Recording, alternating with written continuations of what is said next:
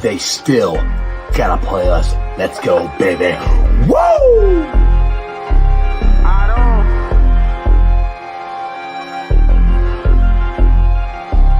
Hey, don't run that ball on the one Hubbard, showed you how that go down. Feeling like Santino, tell him we want all the smoke now. We ain't snooping that commercial, we don't put no smoke down. Plus we back and you can't hide, so it ain't nowhere safe to go now. And we always gon' turn up in that jungle every time. How we ain't gon' win when we loaded in with 9? Plus T just came in signed, so the city gon' be fine. Jamar say he open every time and he ain't never lied. Look at how we win at it, the size of the old line. Giving Burrow extra time should be a federal crime. Hey, we right back on that path again. Put the division back to the test, they won't pass again. Orlando and Trent Brown, that's the Tower Twins. Feel like we only getting better as we stacking wins. Jaceki in for 6, that's a gritty again. AFC North battles getting gritty again. It's Yoshi's second year, we just brought Burton in. Vaughn back to ring some bells, get the cracking again. Hey guys, what's going on? Welcome to the show. This is Sports with Strawberry Ice. I'm your host, Iceman Jeff Turnipole, and as always, I bring you sports from a West Side point of view right here in the great city of Cincinnati, Ohio, home of some of the best wings around. That's right, it's Midwest's best barbecue. And if you have not gone out there yet, I ask you the same question every day. Why the hell not? Get out there, get you some CTB wings, some G-Funk, some Uno wings, also, and the newest ones, the Ring of Honor wings, the Dillinator for Corey Dillon. Get you some of those wings. They are delicious. Check them out. Tell Tim and Nicole Ice sent you. And it's right there off Wards Corner Avenue on 275, so it's pretty easy to get to. Again, that's Midwest's best barbecue. And if you guys are in the market for windows and doors, do me a favor. Check out my guy, Matty Myers, and Meyer Windows and Doors at www.myerscincinnati.com for all your window and doors needs. I got them in my house, and I highly recommend you get them in your house. They're energy efficient, good-looking windows. They save you money on your heat. They save you money on your AC. So why wouldn't you want to use them? Again, that's Meyer Windows and Doors. And my West Side peeps, what's up? We got Hail Marys, your ticket to the game right in the heart of Cheviot. If you don't know what that is, that's Cheviot, Ohio. They got big-ass TV screen, beer specials, food trucks, free parking. It's an awesome, awesome event. Awesome place. Check out Hail Marys, your ticket to the game. And if you guys have been living under a rock, you may or may not know this, but I got my own tailgate. It is Mercedes-Benz of Fort Mitchell at Moorline Lager House, the pregame experience. It starts 3 hours before every home game. We are going to be there September 8th, the very first regular season game of the season. Bengals will be taking on the New England Patriots. If you guys are looking to purchase tickets, the link is in the pinned to the top of the YouTube channel chat, so check it out there. Tickets will be going fast. Again, it's $100 to get in. Portion of proceeds go to the charity of the player's choice. We will have 4 players there. We got some lining up. We're getting close to be able to announce week 1. But like I said, you get to meet a Bengals player. You get to have a party. We are getting ready for the Bengals road to New Orleans. It's an open bar, people. Open bar. Plus, a buffet of delicious Moorline food. So again, that's Mercedes-Benz of Fort Mitchell at Moorline Lager House pregame experience. What's up to everybody in the chat? I know we started a little bit early, but, we got Bengals game going on here. So we got to get a little early so I can get down to Moyne House and hang out. But what's up, stranger? Austin Art's in there. Mike Madden's in there. Paul Painter's in there. What is going on? All right, guys. So, as you see, I'm representing the Kickers today. I don't have a Shayne Graham one. I got to get one, because, we've become boys now. So I make sure I got to get a Shayne Graham jersey for next time he comes on. But let's get to one of the best kickers in Bengals history. He's been known as Golden Graham. Some people call him Shane. Let's bring him on right now. Shayne Graham. Shane, what's going on, brother? How are you? I'm good. Good, man. Good. Nice to see you. Welcome back to the show. Thank you. Appreciate you having me. No problem. So, how you been this summer? How you been doing a lot of academy work, helping people out learn how to kick the ball? What's going on? Yeah, it's been pretty busy. I had my first ever kicking camp in Cincinnati this past summer. The private lessons, the group lessons, kind of all the stuff I do with mentoring, younger guys from high school, college, all the way guys in the NFL that I work with. Right. It's really been, taking off a little bit, looking to grow more, build more of a footprint, but it's going well. It'll slow down during the season because people are involved with their teams. Right. Well, obviously it's harder to get that private work, But it's been going well. I was really busy this summer, so I've been enjoying it. Yeah, so if anybody's looking for it, it's called the Shayne Graham Elite Winning Solutions. Is that did I say that right? Yes, Elite Winning Right. Solutions. There you go. So go out there, check that out. Where can people find out how to get lessons or anything like that if they're interested? EliteWinningSolutions.com or really any of my social media, Shayne Graham 17, Twitter, and then I think Shayne_Graham on Instagram, or EWS_mentality is the social media for all the platforms. But, really all of those, you can find out how to, contact me, register for things. There's virtual type stuff, there's in-person stuff. There's a lot of things that you can do through my website, but that's also why I kind of left my name out of the actual business name of Elite Winning Solutions, because I've actually done some corporate speaking where I talk about the challenges of overcoming fear and overcoming afraid of being judged by your coworkers when you speak in front of them, when you give presentations, on the corporate level, and then even some other sports. I've gotten involved with some stuff.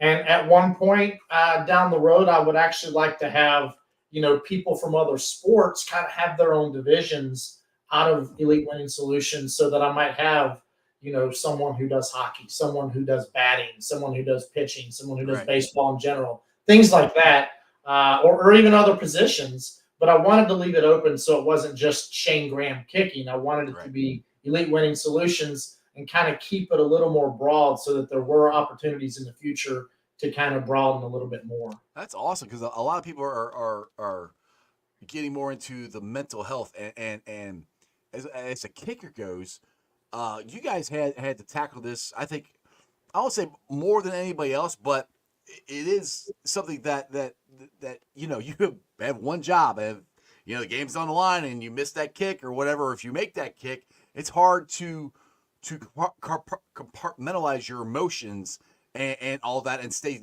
singular focused on what you're doing. And to me, that's probably the most important part of your job, other than kicking the ball. It really is. I mean, there's all these analogies, and people are like, "Oh, it's 90% mental and 10% physical." I don't know what the percentage is, but I mean, you can just watch guys on social media or YouTube or however, and you see these guys that can physically do these tasks so easily.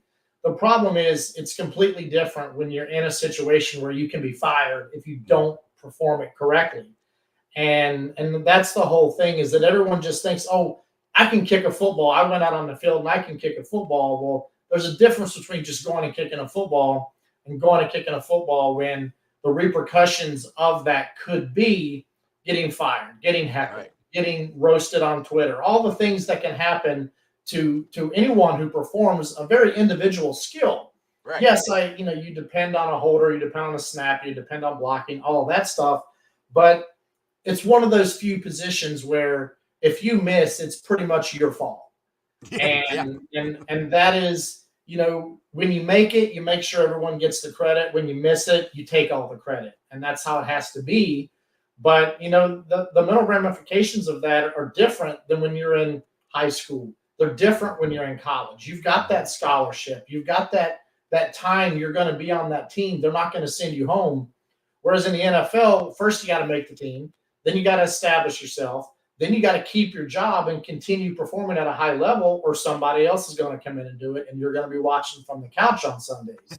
Right. So, I think that was what I loved about it so much. Did I go through my own personal struggles at times? Yeah, we're all human. We're all going to deal with the ups and downs of it. But what I teach now is basically based on lessons I learned as I went through the ups and the downs of all of that. And, that's kind of what, when I look to mentor these guys, that's kind of what I really take the most pride in. It's just like with Evan McPherson. Okay. I coached him at Florida. I did not make Evan a great kicker. Evan was already a great kicker. All I ever spent my time with him was going over all the mistakes I made, going over all the things I did right, going over the mental things and the experiences that I had, just so that he could be more prepared when he dealt with it down the road. And, and I'm sure he's gone above and beyond what I could have ever done. But I like knowing that there might be a few things in there that I might have helped him with along the way. And I'll take pride in that. Yeah, maybe you should ask him for a little bit of money now. No. He's got that big contract. I remember all the help I got you. No, I'm just kidding. No, he's earned all that all on his own, and I'm proud of him.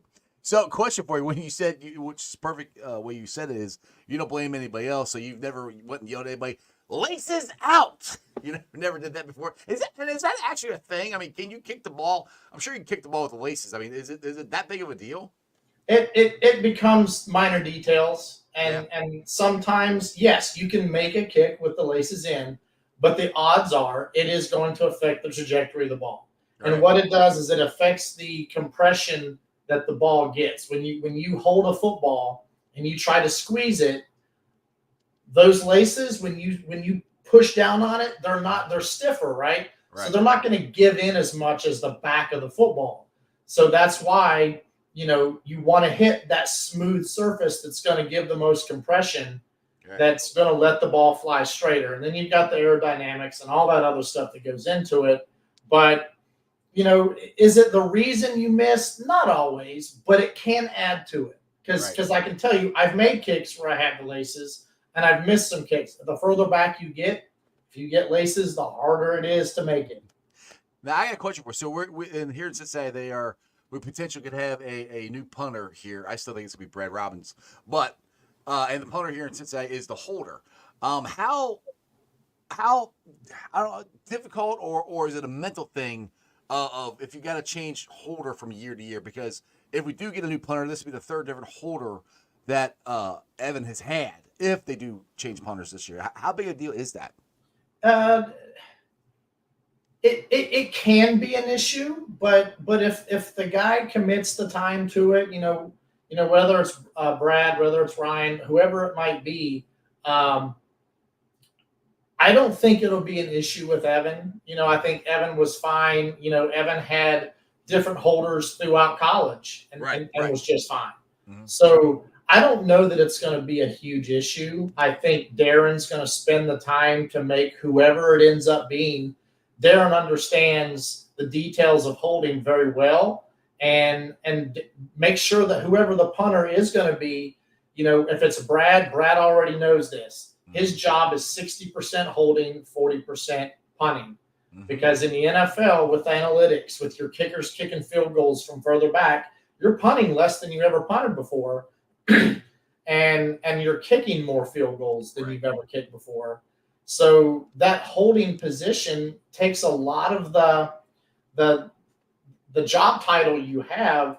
Even though you're the punter, you're probably on the field more for holding, especially when you count PATs and field goals. You're on the field a lot more to be a holder than you are to be a punter. Now, talking about Darren Simmons, I did have Brad Robbins on the show here beginning of the summer. And we were at the Cincy Tattoo event. I actually had to sit down and talk to him. The minute details of Darren Simmons and how Brad was explaining to me of how Darren would talk to him about just being the holder, like you said, 60% holding, of how important that is. How first of all, how good is Darren Simmons at breaking this down, the art of holding and just the art of being a special teams coach and the details that he puts in this aspect of the game? Well, I think it helps that not only was Darren kind of mentored underneath of Scott O'Brien, who was known to be one of the best special teams coaches for the longest time in the NFL, but Darren was a punter himself in college and a very high-level punter, almost made it to the NFL. Darren also was exposed to some of the best specialists over the years. Montgomery as the punter when he was at Baltimore, because he was helping out around them, I think. And then when he went to Carolina, they had some good punters there. He's been around some great kickers, John Casey, Matt Stover.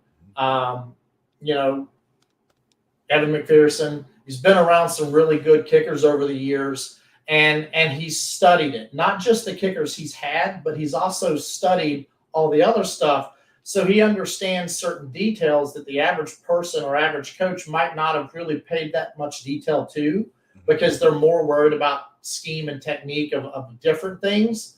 So when he has time with his kickers and punters and snappers, they're going over certain details and making sure that they're never caught off guard with any situation. Understanding the specifics of, when you're holding a football, just having your hand with your thumb down as your up hand, when you catch it, allows you to actually grip the ball like this, versus if you put your hand like that, you can't really grip the ball to where you have a lot of control. So having your hand turned this way lets you catch it more, where either hand you take off the ball gives you control of the ball. But if you catch it like this, if you take that left hand off the ball's going to fall out of your right hand. Right. So but you want to put, it's just like a receiver, right? You tell them build a triangle. Right. You want to do that same thing as holding, only you're kind of catching it sideways because you're on your knee, right? Catching a ball coming about 1.5 feet off the ground versus standing up, catching it come to your face. Right. So understanding details like that so that a holder can control the ball even before it touches the ground, you can start to spin the laces before it even hits the ground. You can start to control the lean, all those things. And Darren's understanding of that, I think, makes him a top-tier coach, but I think makes the players that are learning the skill that much better, because if they're not doing it right, he's going to let them know so they don't keep taking repetitions at the wrong habit.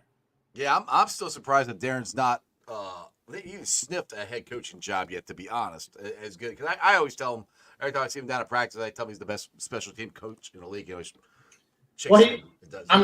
yeah, well, and that's Darren, but he's the longest tenured coach in the NFL. Once Belichick, was out, he became the longest tenured coach with the same team. And honestly, I think he will be a head coach one day. I think he has the understanding of culture, the understanding of all these things. And when you think about it, a special teams coach is one of two coaches that has their hands on almost every single player on that team. Most position coaches, even coordinators, only work with the offense. Right. Position player coaches typically just work with their position. Darren doesn't just work with kickers. He literally works with defensive linemen, offensive linemen, all the way up to receivers and cornerbacks. He works with all of them. Right. And he builds that relationship. The only other coach that probably has their hand on more players is the strength coach. And between the strength coach and the special teams coordinator, they probably have the biggest influence on the culture of the team as opposed to the head coach. Yes, the head coach gets to talk more to the whole team, but the head coach isn't really involved in every single, screw and nut and bolt that's going into what's building that team day to day. It's more of an organizational type thing with a little bit of motivation and a little bit of, jumping on someone when they don't do things right.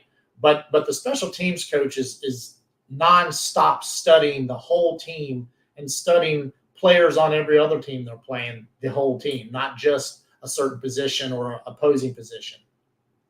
That's good. That's great information there, Shayne. I appreciate it. I mean, like I said, I didn't know there was that much detail into holding a football until I talked to Brad. Like I said, it wasn't on air, but he went into details like you're talking about. I'm like, Jesus, that's ridiculous. I didn't even know that. But that's stuff that goes through. Well, I want to say goes to your brain. They got to do it so many times so Brad can do it without even thinking about it. When it just happens. So that's, as I said, that's what the intricate detail. This is why I think Darren Simmons is the best special team coach in the league. That's my opinion, but that's okay. Okay, Mike. Some questions here from the chat here.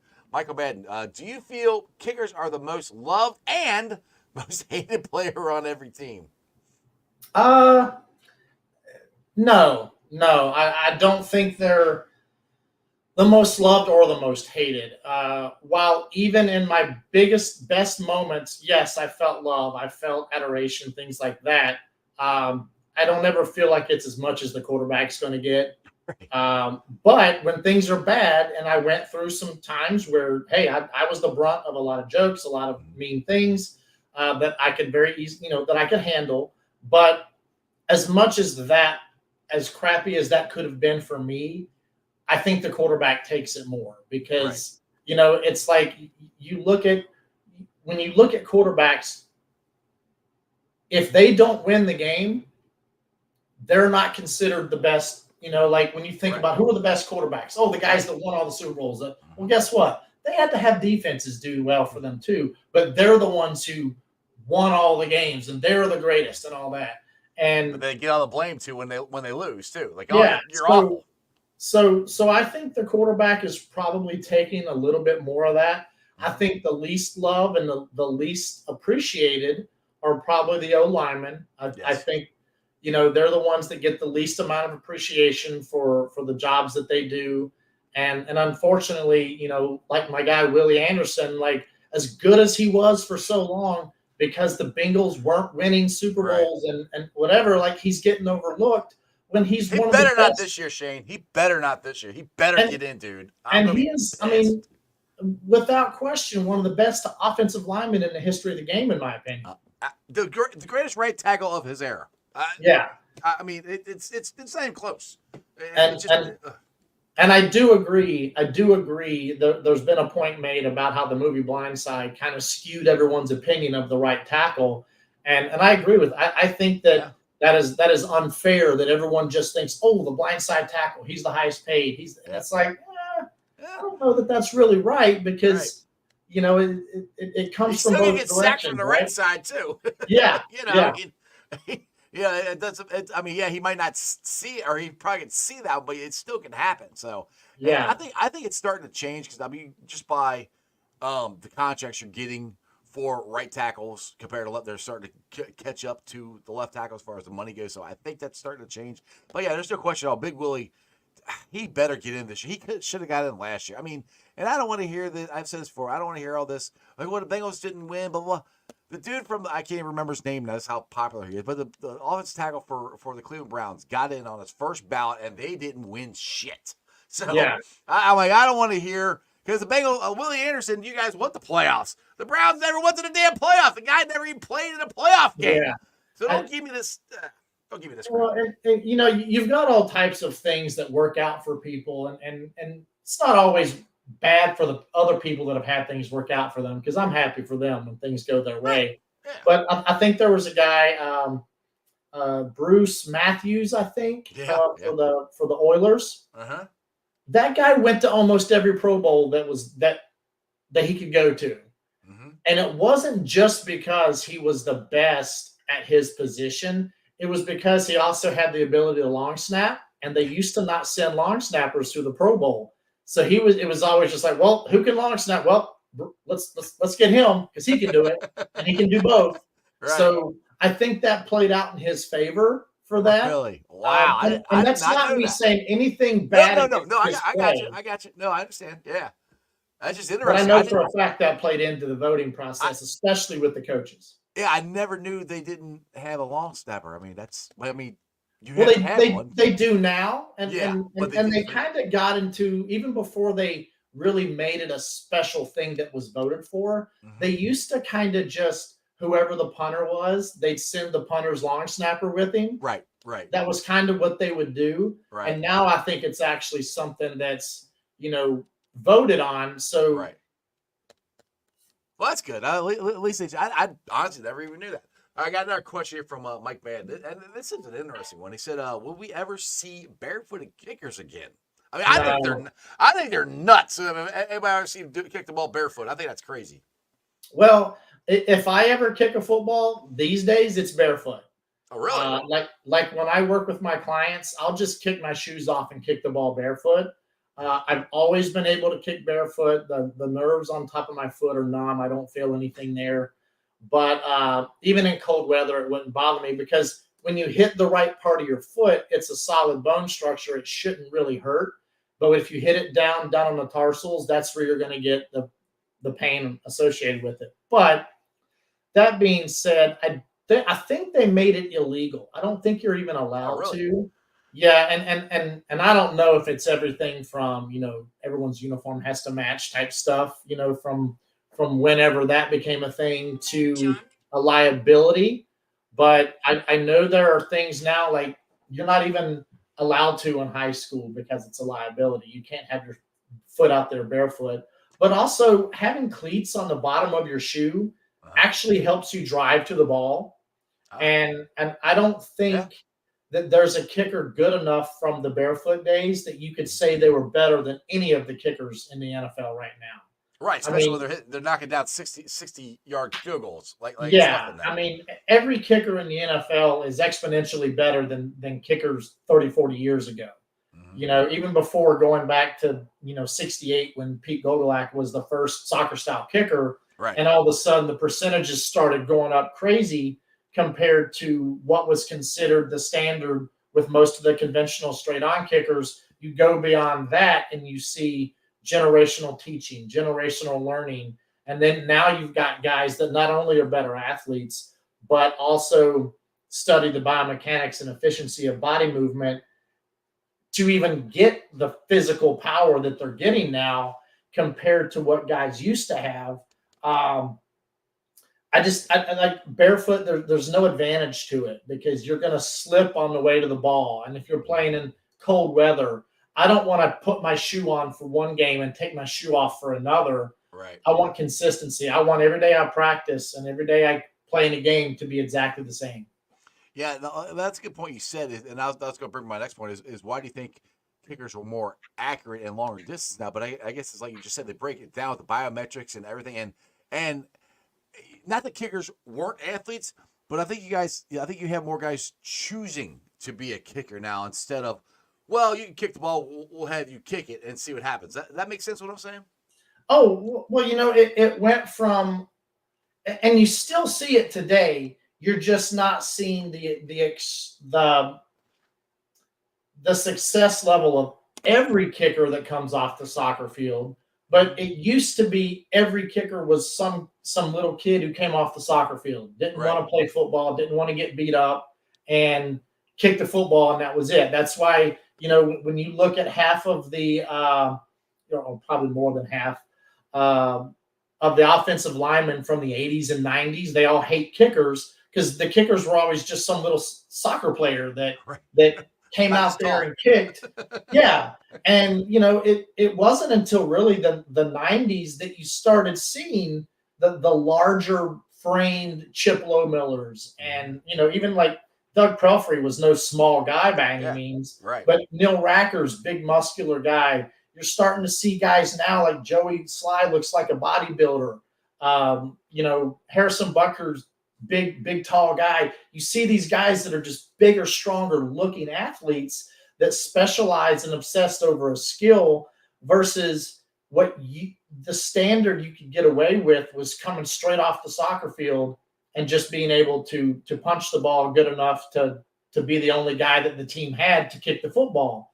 You look at a guy in smaller stature, like Jim Breach, and Jim was an amazing kicker and kind of probably helped the popularity of the sport or the skill of kicking a football, and was so successful with the Bengals. What was he, 9 for 9 in overtime games or something like that? Yeah. Mm-hmm. But you look at like even the standards back then wouldn't even get you into a training camp now. Wouldn't even get you considered. The standard that I had coming out of college, I don't know if that would get me. Now, do I feel like I would adapt? Sure, that's my ego. Let me say that all I want. Yeah. But I don't know that standard is going to get me into comparison unless I've changed something in the way I train and the way I do things to compete with what the guys are doing now. Right, exactly. Now, Austin has a question here. I'm really kind of worried about it. I'm going to try to read it here. I think I get the gist of what he's saying. How do you tell the distance to make sure basically the football goes where you want in the right direction? He says he's always wondered how do you know how much leg to put into it, spin on it, all that, because they talk about the draw and all that stuff. How do you guys figure that out, especially when you're getting farther and farther out? By kicking every ball the exact same. Really? Okay. Oh, absolutely. I teach this with my guys. If I can kick a 65-yard field goal without trying to kill it, right? Mm-hmm. Every kick inside of that needs to be the exact same tempo, swing, everything. So if I can make a 58-yarder, and then my next field goal was going to be a 19-yarder, I'm kicking that 19-yarder the same way I kicked that 58-yarder. I'm not trying to swing any harder, and I'm not trying to swing any easier. So you try to kick the ball the exact same tempo and swing power as every other kick. And if you're a golfer, you should know this already, right? When you go to the driving range and you're just trying to swing easy and you're piping them, but when you go out to the driving range or you go out to the hole and you're like, oh, I've got to hit it this far to get it over the water, you swing a lot harder and you lose all that control, right? Right. So the average kicker, I think the metric is we say about 85% of your full power is your standard swing. Now, when you get back there for like a 66-yarder like Justin Tucker, maybe you doing a little adapted, a little longer approach with a little crow hop type thing that he did when he hit that game winner against Detroit. Maybe that one's a little different, but all the way back to my longest field goal in the NFL was 55 yards. I kicked that one the exact same way I kicked my PATs. I didn't do anything any different, swing any less, swing any harder. And I didn't kick anything shorter any less. And if I did, those are usually the ones you miss because you take them for granted. Right.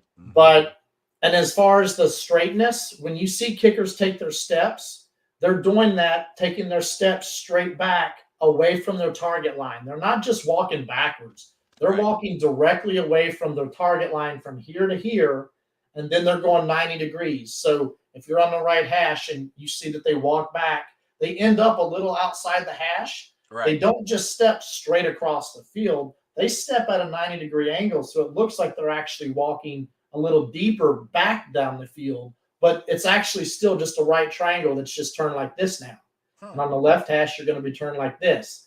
So it's really just a matter of keeping your angles correct, and then that gives you the consistent distance away from the ball. And then if you have the same tempo to the ball, the same body positioning in your stance, everything should really work out to just do the same thing every time. See, and the way you explain it makes total sense. Like, oh, yeah, duh, you'd swing the same way. That way you're not trying to kick the crap out of the ball when it's a 55-yarder or whatever. You would kick it the same way. That makes complete sense that you're saying it. First, I'm like, well, no, you want to kick harder. Like, no, you wouldn't because that messes up your swing. Yeah. And a prime example, I have, how when you watch the games and it says this kick would be good from on the screen, that's TrackMan. They use it for golf as well. It traces the ball and it tells you how fast it was going, how far it went. So I have one of those that I use for my kicking stuff. And I'll show a kid, whether it's a high school kid or a college kid, they hit a 35-yard field goal. And it says ball speed, 72 miles per hour, good from 63, from that 35-yard field goal. And then we go back and we'll kick a 55-yarder. And the spin rotation is inconsistent compared to the ones before that. The ball might have more velocity because they swung harder, but yet it's all over the place, right? It's one way, whatever. And it's like, why did you? Well, I backed up. I needed. No, you didn't. Right. You were at 35 earlier. You would have made it from 10 yards further back had you just kicked it the exact same way. So that's gonna be a mental use thing that too. As a metric to make sure kids know that. That'd be a mental thing too, wouldn't it? To remember, because that's just about human thinking that I really gotta put it into this to really get it there. And you don't. If you do it exactly the same every single time, it doesn't matter where you kick it from. You're gonna have enough leg to get it there.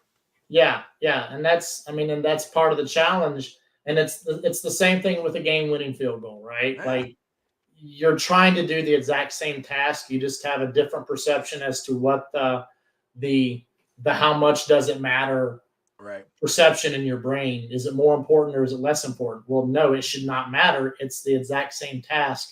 So let me just perform the task. Gotcha. That's a good information there. I always start after I talk to you, I start geeking out on this stuff. So I think it's cool. But let's roll into. We got the last preseason game for the Bengals this year. Let's get the Colts. Bengals are not playing any starters. Colts are. For you, rolling in as a former player, rolling into the last preseason game, what is your mental? Where's your head at? Are you just like, oh, come on, let's hurry up, get this over. Let's get to the game. Let's get to week one. Let's get to installment of the offense and everything we're going to do week 1, or where do you think players' heads are at, especially ones that aren't playing tonight? It's tough. I mean, the way I looked at it is every time I kick a football, I wanted it to be my best kick I've ever had. Mm-hmm. So I didn't think of any kick as not counting. Now, true stats in the preseason do not count, and that stinks because didn't someone just hit like a really long field goal in a preseason game? Uh-huh. Yeah. Aubrey from Dallas hit like a 66-yarder with plenty to spare. That won't count on the record book. His name will not go in the record book. There's actually a kid that kicked for Denver back in the early 2000s or mid 2000s that I think hit a 68-yarder or something in a preseason game. And guess what? Most people don't know who that was. Right. Because some kid in Denver. Because Jason Elam was the kicker. This kid wasn't going to win the job. Right. But he did that, and I'm sure it gave him opportunities. But that kick is not official. Mm-hmm. So, but as a kicker, you have to see every repetition has got to be your best repetition. You never want to take that off. For the players that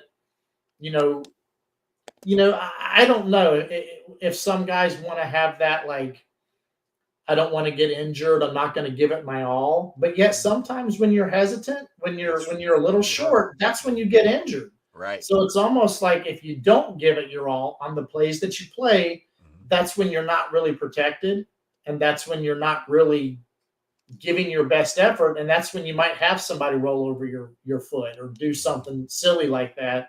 And injuries in general, that's always a tough thing to go, especially in the preseason. But it's part of the game, right? It's always been a thing. I mean, shoot, before this, it was 4 preseason games with 2 weeks of practice before that. So, now things have changed a little bit, and that's back when players were 2 full days of full 2-a-days practices, and now you're not even allowed to do that anymore. So yeah, it's Corey Dillon tells me it's a cakewalk compared to what you guys had into back in the day. Well, you won't hear me complain. I ain't gonna say crap because listen, I get it. I know what my job was. So yeah, exactly. Like the kickers are always hanging out on the sideline kicking. But I mean, people always make fun of you guys doing that. But I mean, I've watched the kickers. I'm like, you guys are always working on stuff. You're always. I mean, no, you're not. You're not doing exactly what the putting the pads on and hitting guys, but you're still putting work in. So I got you there. So how have you been able to follow the Bengals this offseason and find out and keep up on what they've done? I a little bit. I'm still good friends with Darren, so we talk from time to time. There's certain things that we talk about that is between us, and there's certain things when I talk to the other specialists that I know there, like the culture in the NFL is you don't talk a whole lot about what's in the building. It doesn't leave the building. Oh yeah. So and because I understand that, like I try not to get too involved on what's inside the building because I'm not going to talk about it outside of it anyway. So what good does it really know me to have that inside information? But I've honestly been so busy, it's been hard for me to keep up with everything. I mean, the one thing I did kind of follow and track was Evan's, extension, talks. And I was very happy to see that happen. But outside of that, it's been tough. I always tell people I'm a Bengals fan. Like, who's your favorite team? I'm like, well, I never really, I grew up a fan of this team, but now I'm a Bengals fan. Right. And I'll have to admit, I'm also I live in Michigan. Uh-huh. I'm a little bit of a homer for the Detroit Lions. Right. Because how could you not root for them last year? The season they had. Yeah. So I'll admit those are my 2 teams.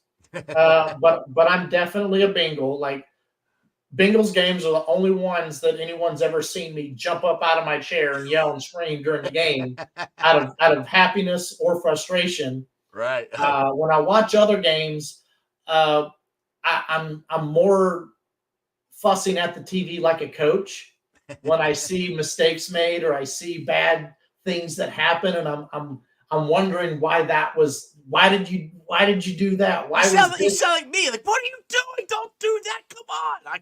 Can't do it anyway. But it's more along the lines of like just being a coach at that point. Right. With completely random teams that I don't even care who wins or loses. But when I watch the Bengals game, I don't do that. So I don't do the that was dumb, that was stupid. I do the oh man, like I get excited for good plays and I get disappointed on bad plays, but I never play the you should have done this, you should have done that with Bengals at least. Right. So you told me something before off air that you are going to get a chance to go back to Virginia Tech and celebrate the 99 team. How much fun is that going to be? And are you going to be able to hang out with Vic? You guys still keep in touch? Keep in touch randomly. If each other has events or things going on, or we know we're going to be in the same place, we'll talk.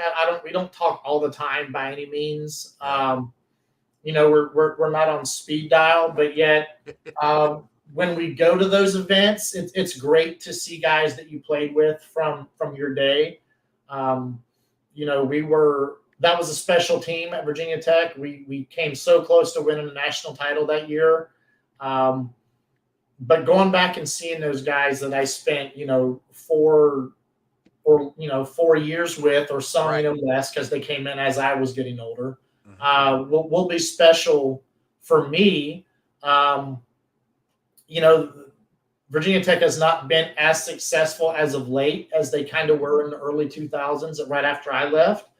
But, that season meant a lot to me. I mean, I had a game winner at the end of the season that kept us undefeated to even be able to play for a national title. So there's a lot of sentimental value with that season in general, and those guys on that team that I played with, and the coaching staff. I mean, even the head coach at Virginia Tech, Brent Pry, was a GA at Virginia Tech when I was playing there. So really? Okay. I was offered a job there to coach. I knew I wanted to get into my own thing at that point.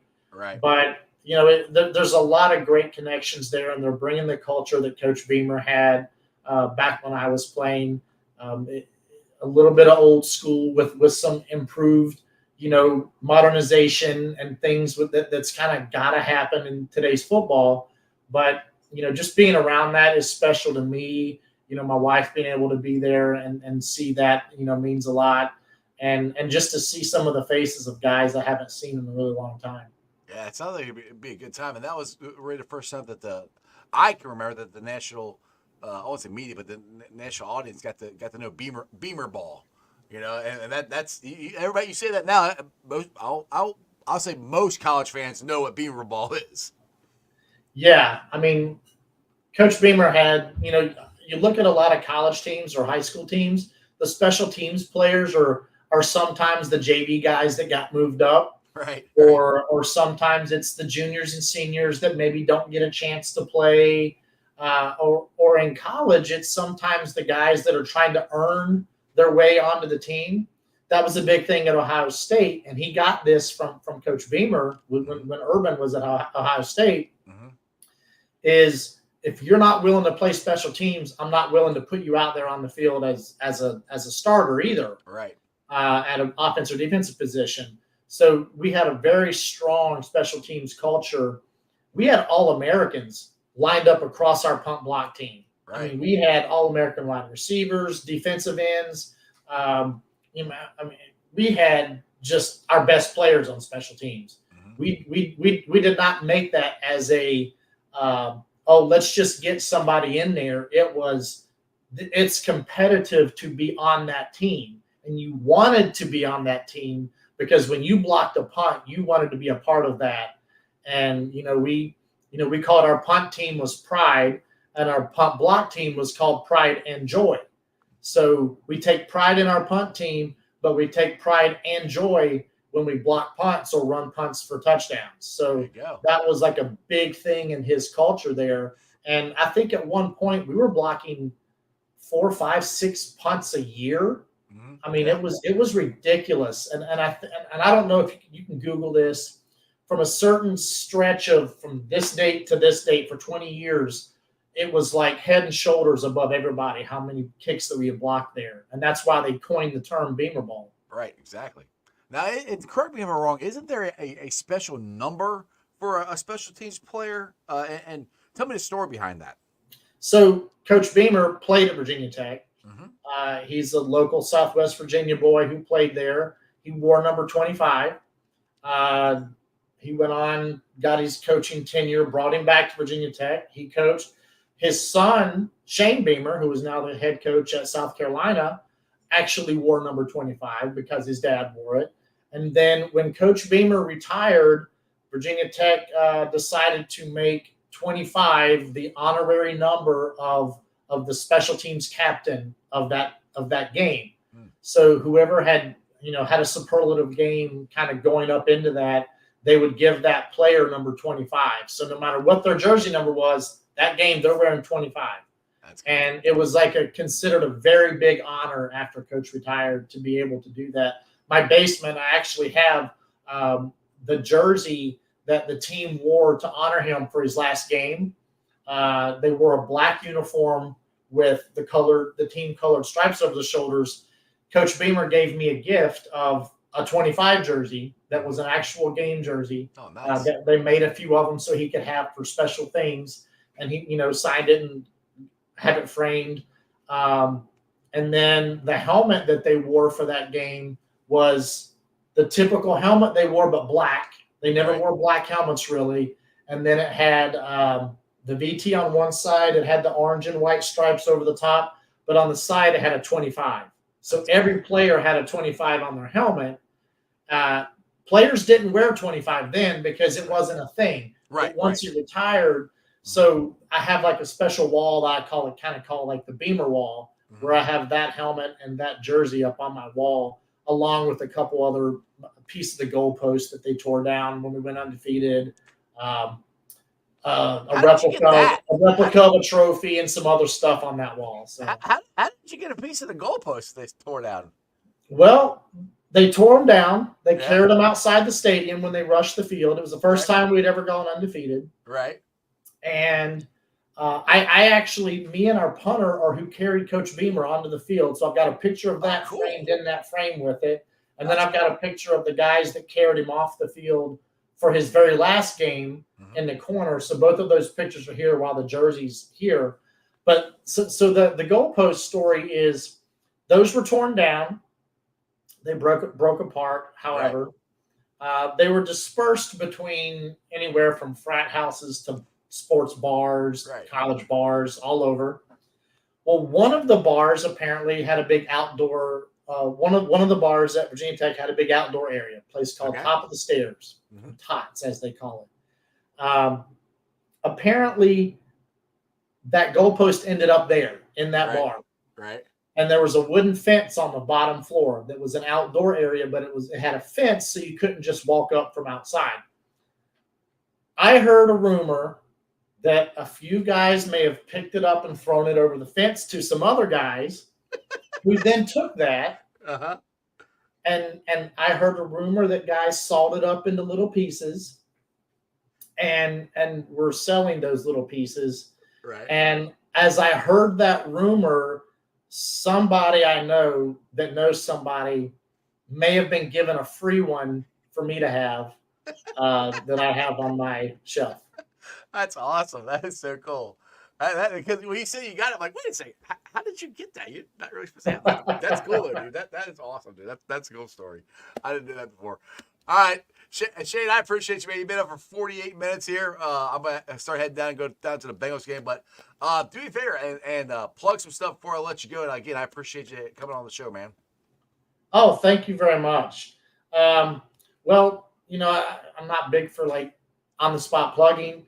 But, if you see the shirt, Elite Winning Solutions, EliteWinningSolutions.com, that's how you can, find out more information. I will be doing another camp every year in Cincinnati. I'm actually hoping to have the camp in Paycor. Paycor, yeah. The change to Paycor. In Paycor. Yeah. I wanted to say Paul Brown. Yeah, it's hard to stop saying that. I still say that.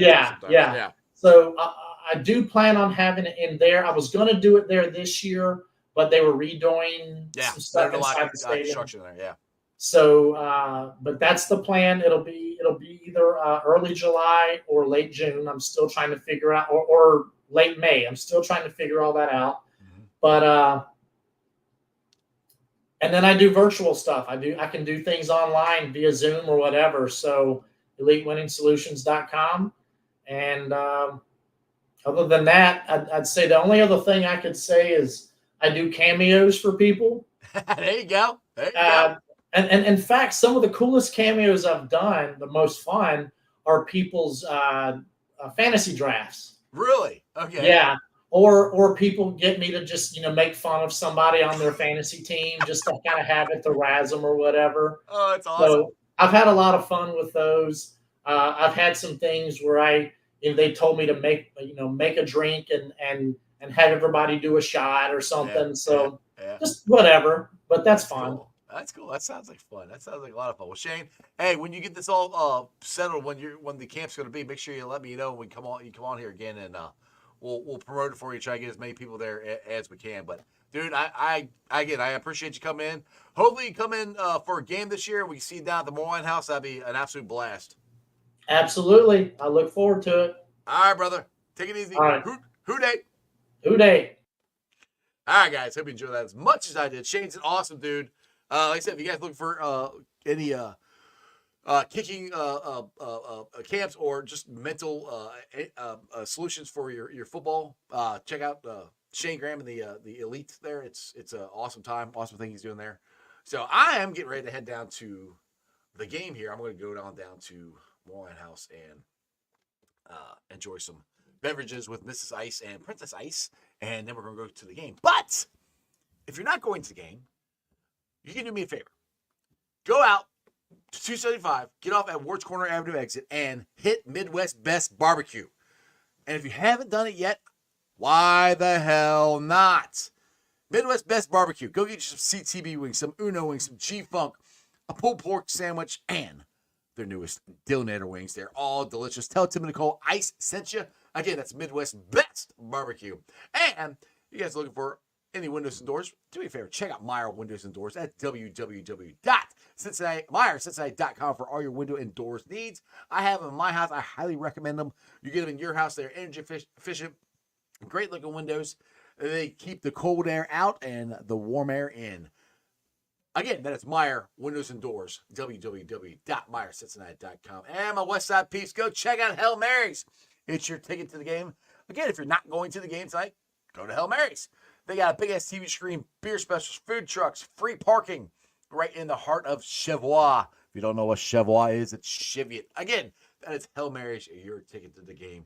And we're not doing it tonight, but this is the last time we're not doing it until the first game of the season. We'll be down at the Mercedes-Benz of Fort Mitchell Club at the Moreline Logger House pregame experience for each and every Bengals home game. It's going to be an absolute blast.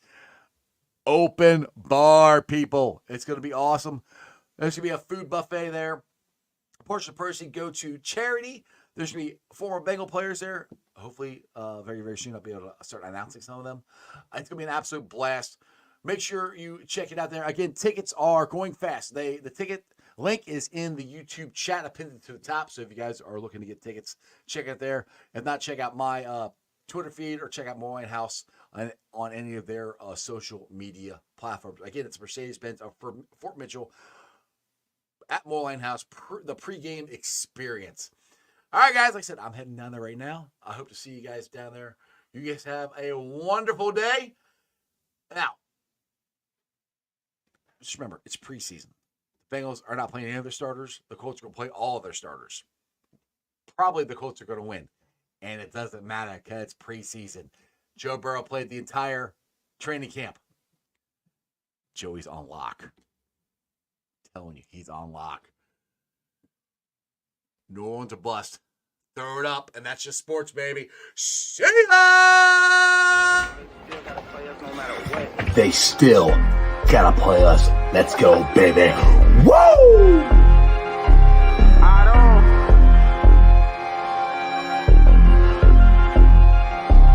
Hey, don't run that ball on the one hover. showed you how that go down. Feeling like Santino, tell him we want all the smoke now. We ain't snooping that commercial, we don't put no smoke down. Plus we back and you can't hide, so it ain't nowhere safe to go now. And we always gon' turn up in that jungle every time. How we ain't gon' win when we loaded in with 9? Plus T just came in signed, so the city gon' be fine. Jamar say he open every time and he ain't never lied. Look at how we win at it, the size of the old line. Giving Burrow extra time should be a federal crime. Hey, we right back on that path again. Put the division back to the test, they won't pass again. Orlando and Trent Brown, that's the Tower Twins. Feel like we only getting better as we stacking wins. And we stacking. Jaceki in for 6, that's a gritty again. AFC North battles getting gritty again. It's Yoshi second year, we just brought Burton in. Vaughn back to ring some bells.